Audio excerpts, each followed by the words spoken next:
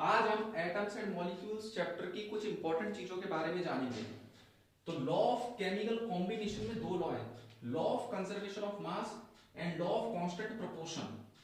Law of conservation of mass, mass can neither be created nor be destroy.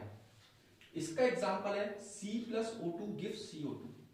Carbon का जो मास होता है वो 12 ग्राम होता है, ऑक्सीजन का 16 होता है, 16 और 2 को मल्टीप्लाई करेंगे तो कितना हो जाएगा 32। तो 12 gram plus 32 gram equals to कितना 44 ग्राम। फिर ऐसी law of constant proportion, law of constant proportion क्या होता है, compound consist of the element combined together in the same ratio.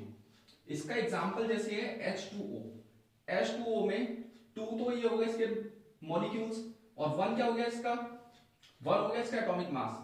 तो 2 का 1 से मल्टीप्लाई करेंगे तो 2 आएगा। 16 किसका एटॉमिक मास होता है, ऑक्सीजन का। तो 2 से 16 काटेंगे तो क्या आ जाएगा 1:8। तो ये हमारा हो गया law of constant proportion complete. इसके बाद हम आगे देखेंगे एटॉमिक मास। एटॉमिक मास क्या होता है, mass of an atoms of an element. ये इसकी डेफिनेशन है एटॉमिक मास की। In 1961, IUPAC, International Union of Pure Applied Chemistry, have accepted atomic mass unit. Atomic mass unit को कब accept किया गया था, 1961 में। Atomic mass unit क्या होता है, the quantity of mass equal to 1/12 of mass of an atoms of carbon 12। One atomic mass unit में 1/12 into mass of an atom of carbon 12 होते हैं। इसके बाद हम देखेंगे एटोमिसिटी। एटोमिसिटी क्या होता है, the number of atoms present in one molecules of an element। ये किसकी डेफिनेशन है, एटॉमिसिटी।